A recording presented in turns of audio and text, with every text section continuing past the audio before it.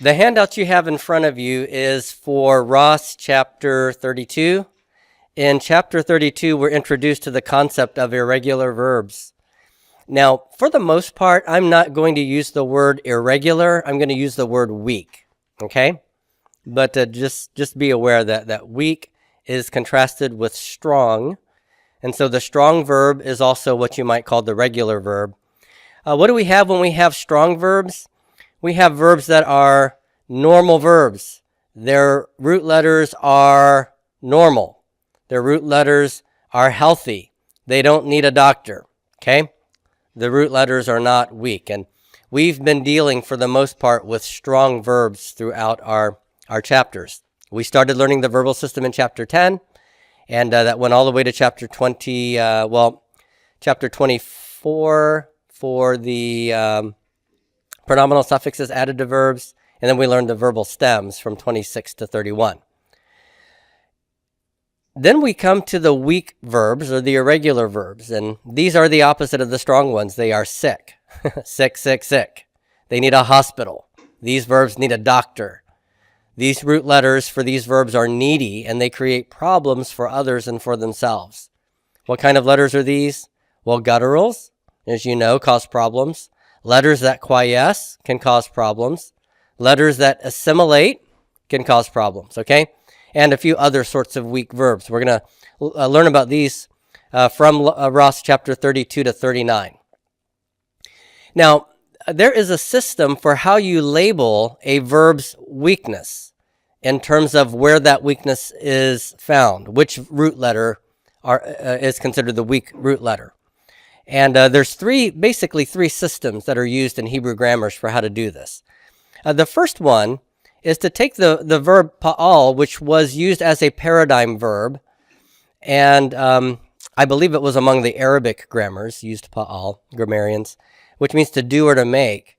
And the three root letters of pa'al, pei, ayin, and lamed, those three letters become a kind of key used to describe the root position of a particular weak verb. So if a verb is weak in root 1, the pei will be used to describe it. So pei stands for root 1, ayin for root 2, lamed for root 3. So take a look here on your handout at these two verbs. I have nafal and bana. I'll go ahead and tell you what nafal means if you don't know or remember. It means to fall, bana, to build, okay? What's weak about nafal? You're going to learn one noon verbs, or verbs that are weak when noon is in the first root position. What chapter is that? That's going to be, I think, chapter 34 or 35. Anyhow, noon is a weak consonant. And so if we want to talk about other consonants that have a noon in root 1 position, using this system, it would be called a pei noon verb. Pei meaning root 1, noon being the specific letter that is weak. So pei noon means root 1 is a noon. Bana, on the other hand, is weak on the backside. This hey is not a real hey, as you can tell. How do I know that? There's no mapik dot inside the hey. So that hey is really a fake letter, and so this verb is weak on the back end. And the system I'm describing, this would be called a lamed hey verb. Lamed being the third root letter is hey. A lamed hey verb is a root 3 hey. Okay? Now, the other system that's used, and it's used much more frequently, in the older grammars, you would see the system number 1 used. In the newer grammars, system 2 is used for the most part. Here, we're using Roman numerals, 1, 2, and 3 to indicate the root position of the weak letter. All right? So using nafal and bana again, since the noon in root 1 position is the weak letter, we would say that this is a 1 noon verb. 1 noon. Root 1 is noon. Bana is a 3 hey verb. Root 3 is a hey. That's a lot simpler and more transparent, isn't it? So I like to use that. And then the last system is using the letters R1, R2, and R3. So nafal is an R1 noon verb. Root 1 is noon. Bana is a R3 hey verb. Root 3 is hey. This is used in Fuller and Choi's grammar. All right, so that's how we're going to describe the verbal weaknesses and where they're located. So in Ross chapter 32, we're going to be dealing with guttural verbs. Verbs do create some problems when gutturals are in one of the root positions. And we're focusing on one guttural verbs. That means among the 3 root letters, I've got a guttural in root 1 position, right? That's what we're talking about. Now, before we talk about the specifics of one guttural verbs and how they're weak, we need to remember what the 3 characteristics of gutturals are. What is the list of guttural consonants, first of all? We want to make sure we remember those. What are they? Aleph. What else? Hey. Chet. Ayin. And Resh is my guts wannabe, right? And we refer to these as the guts gang. Now, what are the characteristics of these guttural consonants? The first and most defining feature is that they don't take no dagesh forte from anyone, right? The second thing we saw was that when you want to put a vocal shiva under a guttural, you cannot. What will you put under them instead? Compound shiva, the katefs. What are my katef vowels? The katef pathak, the katef segol, and the katef kametz. Okay, or kametz katuf. And then silent shiva is by and large okay. You can put a silent shiva under a guttural, but not a vocal shiva. Okay. Now, if you remember, the dagesh forte rule applies to all, and what we see for 2 and 3 applies to all but resh. Okay. So resh could take a vocal shiva or a silent shiva. Now, what's the third characteristic of gutturals? They prefer A-class vowels, right? And we also learned that Aleph has a preference for a vowel class. What does Aleph prefer? Segol. Okay, Aleph prefers segol. So when it can get a segol, it will. So those are our guttural verb characteristics. If you know these, and you do, then when you see the kind of weaknesses that guttural verbs have, you won't be surprised, okay? This will actually make some sense. It may seem like chaos, but at least it's patterned chaos. Okay, let's take a look at the material from the chapter now, okay? In 32.2.1, we're introduced to the concept of one gutturals in the cal imperfect, okay? Why are we going to focus on root 1 gutturals and talk about what they do in the cal imperfect? Well, the reason is because when I have a one guttural verb, my weakness is where? Is it at the front or the back of the verbal root? It's at the front. The guttural is here. Well, what sorts of things interact with root 1? Well, yods, tavs, noons, and alephs are prefixes, aren't they? And anytime I have prefixes interacting with the guttural, I may have some problems here, okay? And so let's talk about what some of those problems are. You have to remember, first of all, that in the cal, we have this distinction between active or dynamic verbs, verbs where people actually are doing things, and stative verbs, verbs that indicate a state of being, an emotional state, a state of mind, a condition. Our active verb was pakad. So remember, in the cal perfect, pakad, he appointed. Okay, that is an action. The imperfect is yif code, he will appoint. And here's the thing, what is the theme vowel for the imperfect? It's holum, right? It's U class. Now, we also have stative verbs in the cal. Kaved means he is or was what? Heavy. That's right. Remember that? So he is or was heavy. Remember, stative verbs could be past, or if the context is clear, it could be present. And then the imperfect has a slightly different vowel pattern than the active does. The stative imperfect is yik bod. So what vowel class is under root 2? That is a pathak, and that's A class, right? Remember, our statives in the cal have an A class imperfect theme vowel. So he will be heavy. Okay, now, remember, we have only really had to talk about stative verbs in the cal stem.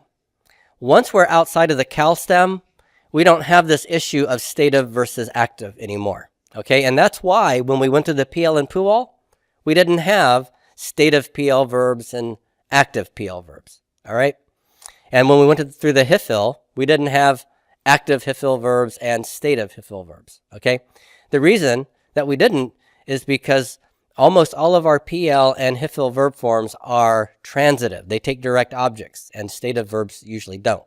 Okay, so so what we're dealing with here is a problem that really is consigned to the cal stem, this HIFIL or stative versus active problem.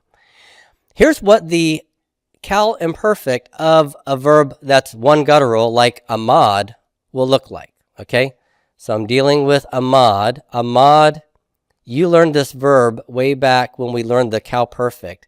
It means he stood, right? It's to stand. Amad, root 1 guttural here. Look at the cal imperfect of amad. It's ya amod. Ya amod. Now, it's an active verb, right? Standing or standing up is an active verb. Its theme vowel is therefore holum, which is what we would expect. Let's talk about what we would have liked to have seen for the cal imperfect of this verb. What I would have liked to have seen to follow my pattern would have been something like this. Ye mode. A kirik under the yod, like yif code, silent shava, and then the holum for my theme vowel. Now, given the guttural characteristics, for all intents and purposes, this would have been an okay thing to do, because gutturals don't take vocal shava, but this shava is not vocal, it's silent, right? That should have been a silent shava. But here, the gutturals are just going to be nasty anyway and say, look, even though I can take a silent shava, I want a compound shava here too.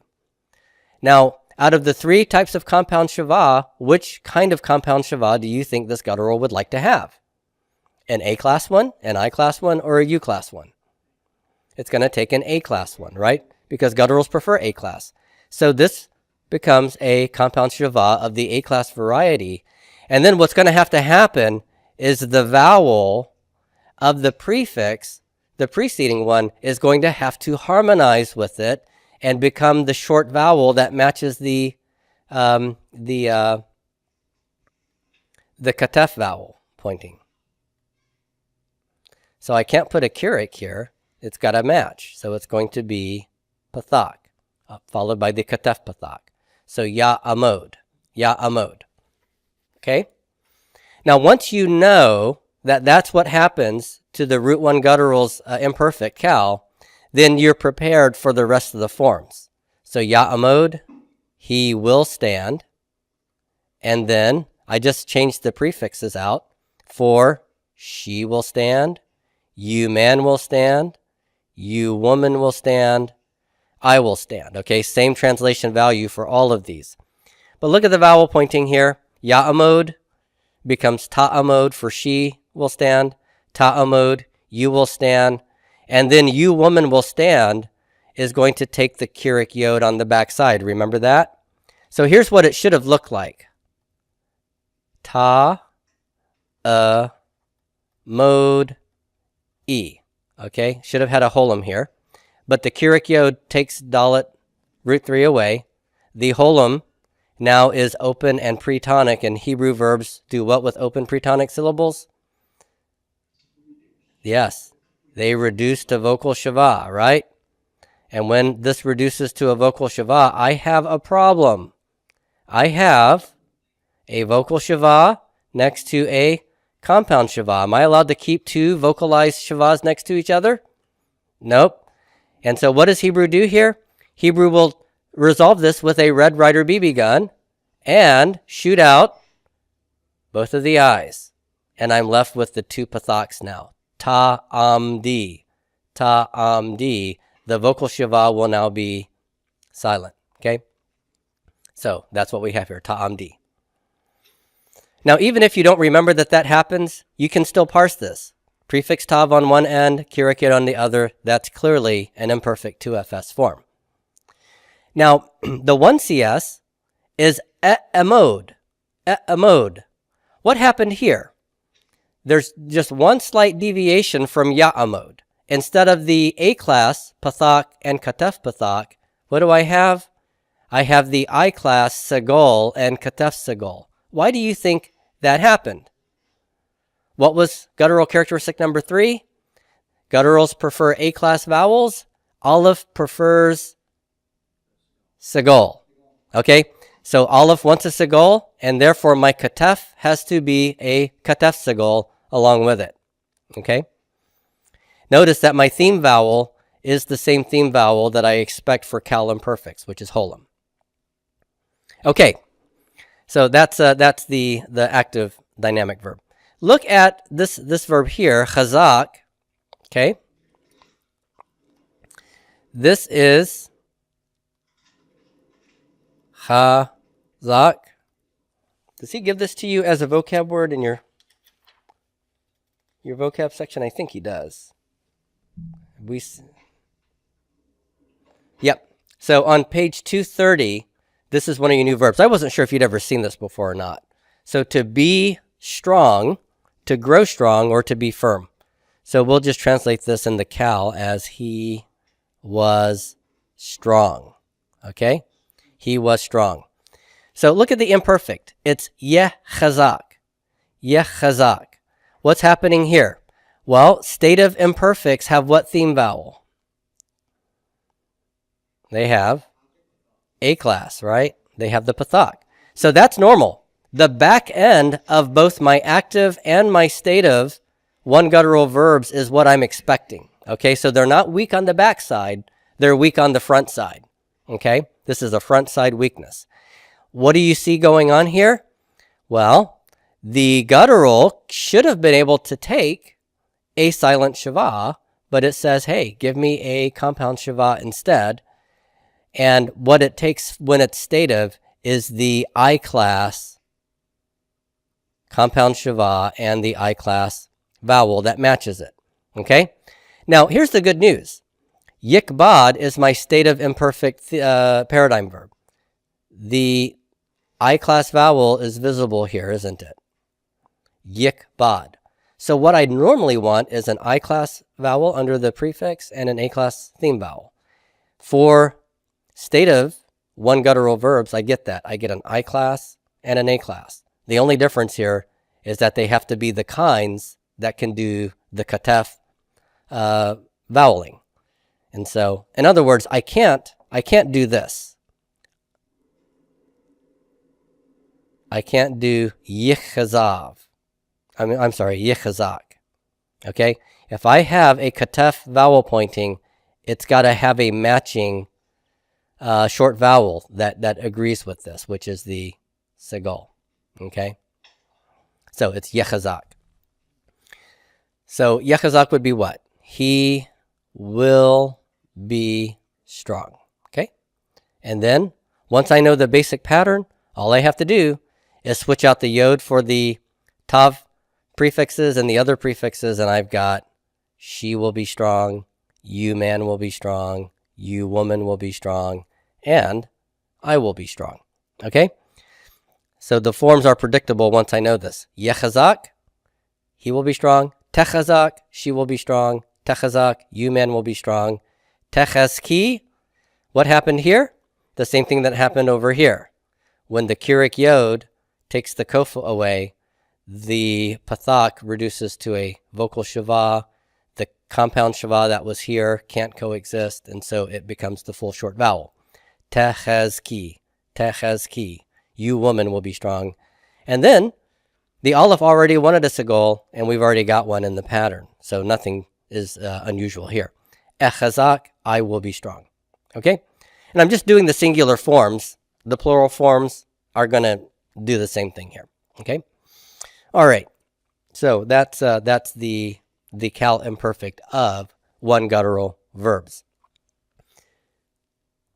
Now, if I can just draw your attention one more time to the left side for the active verbs, notice that I have this A-class vowel followed by the guttural in root 1 position and the katef pathak.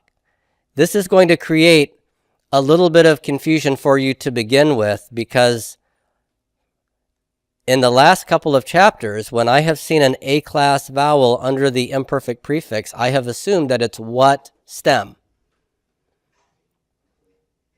Hifil, right?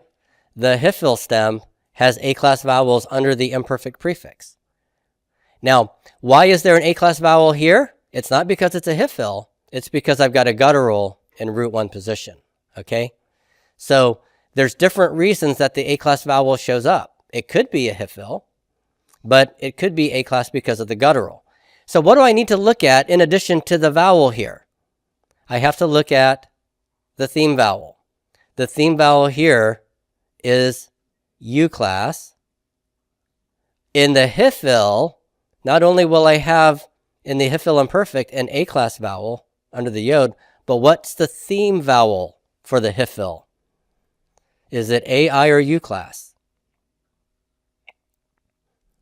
Think hifil pakad. It's yafkid. Yafkid, right? The hifil imperfect is yafkid. That's a kyric yod in the middle. What vowel class is kyric yod? It's I class, okay? So you're not going to see U-class vowels with the hifil imperfect. You're going to see U-class vowels with the cal imperfect, all right? So the theme vowel will matter here. The prefix yod may look hifilish, but the holum will tell you that's not a hifil, okay? All right. Let's continue. We have in the next section the cal imperative, okay? How do we form cal imperatives? We always go to the imperfect and we chop off the head, right? Chop off the nutty prefix with its vowel point. So think the imperfect of pakad is yif code. What do? I chop off the head and I'm left with pakod. That shava was silent, but when I chop off the prefix, that shava is now vocal, right? So when I have no inflectional ending, the shava has to be vocal here. When I add the kyric yod ending, remember I reduce the holum to vocal shava, and then I would have had two vocal shavas together. The red writer resolves this by shooting out an I. So pakod, pukodi becomes pukadi, becomes pikdi, pikdi. What would the 2MP look like? It would be pick, do, right? Remember the shurik? And the 2FP is p, code, na. Pakodna, with the accent on the kof.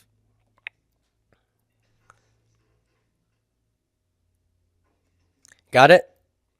So those are our cal imperative forms. Pakod, pikdi, pikdu, pakodna. So what about my gutturals? Like my gutturals in root 1 position. Amad. What does that become? Well, it's going to be amod. Okay? The imperfect is ya amod. So what do? Chop off the prefix, and I'm left with what should have been a vocal shava here, but I can't put a vocal shava under a guttural. So it takes the compound shava. So it's amod. But when I add my second feminine singular kyric yod, guess what? It becomes normal. It becomes md. Md. So amod, stand. Woman, md, you stand, woman. The plural, what do you think it'll be? it'll be imdu, imdu. And then for the second feminine plural, it'll be na on the end, right? Mod na. Okay, I'll get that compound shiva again. All right, so amodna. And then if I want to tell someone to be strong, be strong. The imperfect is yechezak. How do I create the imperative? Chop off the head. What am I left with? Chezak. Chezak. Be strong, man. Woman. Chizki. Be strong, woman. How would I tell a group of men to be strong? Chizku. Chizku. And then how would I tell a group of women to be strong? Chezak. Na. Okay. I'm sorry, that's not so clear. Let me rewrite that. Vowel pointing here.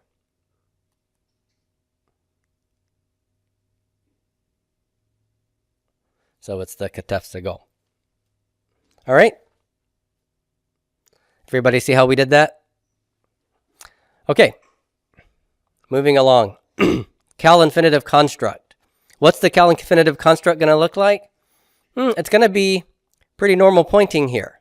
If we take the verb amad and we want to make it the infinitive construct, just like we did with the verb pakad, we add a vocal shiva and a holum. But can I put a vocal shiva under the ayin? No. So what am I going to see there? I want a compound shiva. So it'll be amod. Okay, with the katef pathak. Amod. What if I want to add a lamed preposition to the infinitive construct? Let's write the infinitive construct here. Amod. Make that a little bit bigger for us. Okay, amod. And I want to add a lamed preposition. How does the lamed come standard with pointing? A vocal shiva. Can I put a vocal shiva next to a compound shiva? No. We're going to shoot out how many eyes? Just one? Two. Yes, the compound shivas are exceptionally violent. And replace it with a pathak. Yeah, the bandage, the band-aid. There you go. So it becomes la amod. La amod. Okay? And notice I have this matching voweling. The short pathak plus the katef pathak. Okay? And then the infinitive construct with the pronominal suffix. If you remember, my infinitive construct of pakad was pakod, but when I add a pronominal suffix, it becomes poke d, right? Remember that? So his active appointing is poke do. So how would I write his standing? It would be om do. Om do. I'd have a kametz katuf here. Okay? Om do. My active standing, om di. Your active standing, om daha, and so forth. Okay? So that's how we'll see the infinitives construct.